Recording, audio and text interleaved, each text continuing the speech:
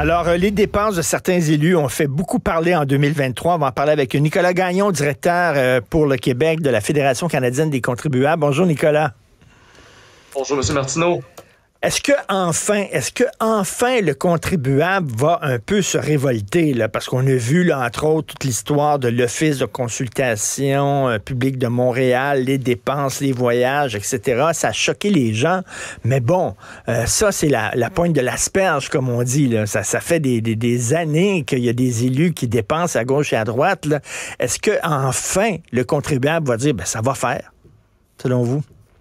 C'est ce qu'on espérait, effectivement, que les contribuables, peut-être pour 2024, se réveillent un peu plus et réalisent à quel point leur argent, leurs impôts est très mal utilisé. Malheureusement, on a trop d'exemples, tant au niveau municipal, provincial que fédéral, qu'on peut très facilement recenser. On pourrait même en faire un palmarès aujourd'hui des différents exemples qui ont effectivement choqué en termes de dépenses parce que on pourrait commencer aujourd'hui puis on n'aurait pas fini après les fêtes en réalité.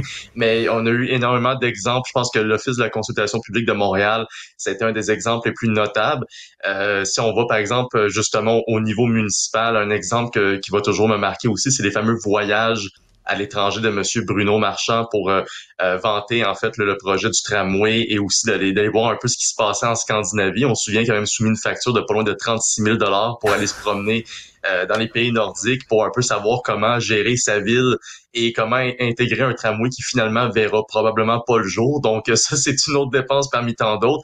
Mais celle, je pense qu'à Montréal, qui va avoir le plus marqué l'esprit, c'est les 347 $ pour le fameux repas d'huîtres de Madame Dominique Olivier à Paris pour son anniversaire. C'est une démonstration flagrante que quand les contribuables sont pas là, quand les caméras sont loin, on est capable de prendre l'argent puis de l'utiliser pour toutes les commodités qu'on veut. Puis on se souviendra toujours de la liste de toutes les dépenses qu'on a vues de l'ancienne présidente, là, les 900 $ pour des paires d'écouteurs. Je veux dire, personnellement, je suis allé chez Best Buy en fin de semaine, j'ai essayé de trouver des paires d'écouteurs dans ces prix-là. J'en ai pas trouvé une seule. Donc vraiment, ils ont dû faire des efforts colossaux pour arriver à cette facture-là. Mais je pense que la cerise sur le gâteau dans le milieu municipal, ça a été effectivement la facture de bouteilles de vin de Madame Valérie Plante lors de son voyage à Vienne au début de l'année avec sa délégation en Autriche. Donc de dépenser pas loin de 500 $, puis à quelques jours en fait de son budget de s'excuser. Un budget où est-ce qu'on a d'ailleurs annoncé une augmentation des taxes de pas loin de 227 $ là en plus. Puis on arrive puis on dit mea culpa, je m'excuse, j'ai dépensé 500 $ de votre argent pour des bouteilles de vin pendant un voyage. Donc je vais le rembourser maintenant que je me suis fait prendre quelques mois plus tard, mais je vais le rembourser quand même. Donc, ça démontre, je pense que ces genres d'exemples-là ont démontré la déconnexion de certains de nos élus dans le milieu municipal, puis aussi ça démontre à quel point, quand les contribuables sont pas là, quand on est à l'étranger, surtout, c'est très facile de sortir de l'argent puis dépenser sans compter. Puis on pourrait en trouver d'autres exemples encore une fois. C'est ça, la Fédération canadienne des contribuables, vous faites souvent la recension des dépenses. Là, chaque année, vous faites le palmarès et vous même remettez des prix aux pires dépenses, les plus folichonnes. On se souvient de Mary Simon, la gouverneure générale, qui est partie en avion avec sa cour, plein d'amis autour d'elle, pour faire une visite, une tournée des pays au Moyen-Orient. Ça servait strictement à rien. Malheureusement, au Québec, peut-être au Canada, on est bon pour faire des montées de lait, on se fâche, puis tout ça, mais après ça, une fois la montée de lait finie, des baguettes en l'air, puis après ça, on prend notre trou. Il va falloir, à un moment donné, que c'est comme si on baissait les bras, on abdiquait, puis on dit, qu'est-ce que vous voulez? C'est comme ça a toujours été le même. Une fois que les gens sont rentrés à Versailles, ils dépensent comme des fous, puis on peut rien faire. Peut-être on peut faire des choses, M. Gagnon.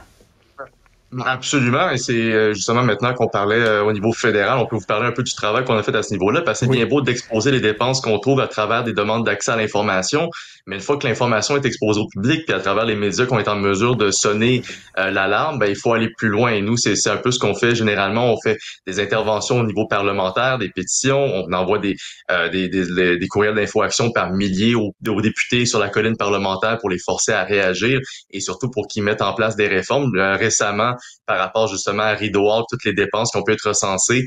Il y a un comité parlementaire qui s'est penché sur le dossier justement pour mettre en place des réformes et réduire les privilèges de Rideau Hall, parce que s'il y a bien une dépense farfelue qu'on a découvert cette année justement à la Fédération canadienne des contribuables, c'est les fameux 117 000 $ qui ont été dépensés à Rideau Hall pour le nettoyage à sec Parce qu'on sait très bien que c'était le privilège qui manquait là, parmi tous les privilèges de Mme Simon. Elle faisait nettoyer à sec ses draps. Je sais pas comment vous fonctionnez chez vous, M. Gagnon. Mes draps, moi, je les mets dans la machine à laver. Je les envoie pas au nettoyage à sec. Vraiment, là. Effectivement, surtout que vous facturez pas les contribuables pour vos draps dans ce cas-ci. Et surtout qu'à Rideau Hall, aussi surprenant que ça puisse être, ils ont également un service de nettoyage à l'interne, mais ils ont réussi à quand même dépenser 117 000 en nettoyage à sec à l'externe pour les vêtements des occupants, dont ceux de la gouverneure générale. Puis je tiens à rappeler que madame a également accès depuis 2021 à un compte de dépenses pour sa garde-robe qui s'élève jusqu'à 130 000 par mandat de 5 ans. Parmi tous les privilèges qu'elle pouvait avoir, on ajoute à ça maintenant le nettoyage à sec qu'on a recensé dernièrement. Donc, d'avoir fait réaliser aux parlementaires à Ottawa que ces dépenses-là avaient bel et bien lieu, ça a amené une réaction de leur part. Malheureusement, avec le gouvernement Trudeau présentement, faut pas s'attendre à grand-chose non plus parce que veut pas le politique. Est-ce qui va le plus nuire, en fait, à cette prise d'action, puis surtout, est-ce que les réformes se mettent en place? Mais en maintenant la pression, puis en lâchant pas notre bout, c'est là qu'on arrive à avoir éventuellement une prise de conscience réelle de nos politiciens. Ben oui, alors que les gens doivent se serrer la ceinture comme jamais, de voir ces gens-là dépenser là, cette année avec les effets de l'inflation, puis les gens qui disent, ben là, il va falloir vraiment serrer la ceinture, puis de voir que eux autres, de l'autre côté, ils ne serrent pas la ceinture. Là vraiment, là, ça nous a frappé cette année, là. Ouais, effectivement, puis on le voit même présentement avec les manifestations, avec la grève générale illimitée là, et le Front commun depuis quelques semaines au Québec. On voit que, je veux dire, d'une certaine manière, sur les pancartes, on a vu en fait ce sentiment-là être exprimé par plusieurs personnes dans la population, c'est-à-dire, et je pense que c'est la fameuse dépense au niveau provincial que je pense qui vaut le plus qui vaut plus la peine de dénoncer cette année, c'est l'augmentation des salaires de 30%, parce qu'on peut parler des dépenses des politiciens pour des sorties à droite et à gauche, mais des augmentations salariales qu'on se vote pendant une période d'inflation, d'incertitude économique, quand on a des personnes qui sont sur le point de déclencher une grève générale illimitée pour avoir des meilleures conditions salariales. Oui. Je pense que c'est un très mauvais calcul.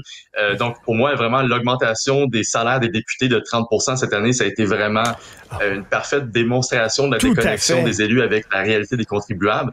Puis ce que je peux rajouter à ça, c'est aussi le comment que ça a eu lieu, parce que même la commissaire à l'éthique a dénoncé l'augmentation des salaires qui a été votée par les élus eux-mêmes. Donc, éventuellement, on espère qu'ils vont mettre en place un comité indépendant qui va s'occuper justement de faire ces décisions à leur place, parce que clairement qu'il y a un conflit d'intérêts quand c'est eux qui augmentent leur salaire, puis après ça, qui osent, je veux pas, ça donne un très mauvais signal à la population. On se donne 30% d'augmentation. Ensuite, on donne des subventions à coups de milliards à Northvolt, puis General Motors et Ford Motors. Mais quand c'est le temps des professeurs et des infirmières, on n'a plus beaucoup de marge de manœuvre pour les aider.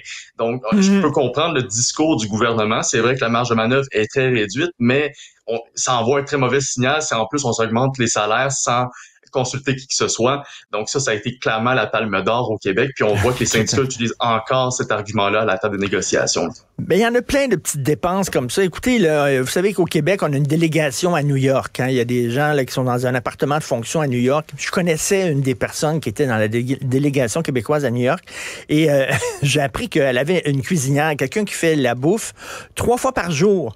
Et la personne qui était à la délégation du Québec à New York ne faisait même pas ses toasts le matin.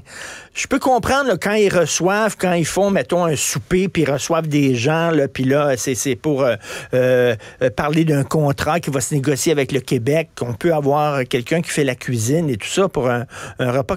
Mais, je veux dire, faire ton petit déjeuner le matin, Christy, fais tes toasts, mets ton lait dans tes céréales. Il y avait quelqu'un qui faisait ça pour la délégation du Québec à New York.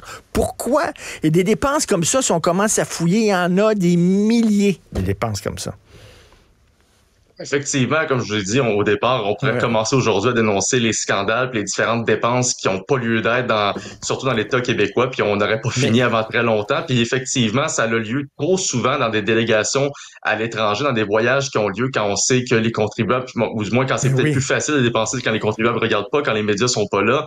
On l'apprend plus tard parce que veut pas, ces factures-là existent, elles sont archivées, les demandes d'accès à l'information font en sorte qu'on est en mesure de les sortir, mais ça prend des mois et des mois, puis c'est inacceptable inacceptable qu'on apprenne ça comme sous la forme d'un scoop en réalité, parce que toutes les transactions des différents élus à travers tout le Canada, que ce soit au niveau municipal, fédéral, provincial, ça doit être transparent tout le temps. Il devrait vraiment avoir une reddition de compte, puis ça devrait être un automatisme en fait de mettre ces transactions-là à jour. Et c'est ça. Je veux dire, je suis d'accord que je suis d'accord qu'on ait la demande d'accès à l'information comme étant une loi au Québec et au Canada, mais on devrait pas en avoir besoin. Ça devrait carrément, on va sur le site Internet, puis les transactions sont là.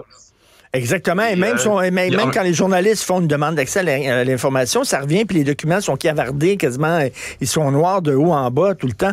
Donc, on n'est pas impuissant parce que regardez, par exemple, l'Office de consultation publique de Montréal, on a changé finalement la loi et maintenant cet office-là n'est plus indépendant, doit rendre des comptes et tout ça. Donc, on peut changer, là, on a un effet sur les choses.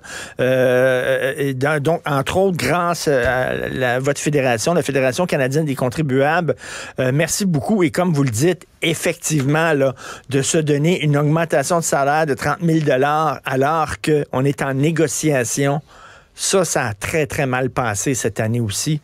Merci, M. Nicolas Gagnon, et bon temps des fêtes. Bon temps des fêtes à vous, un joyeux Noël et au plaisir de se revoir en 2024.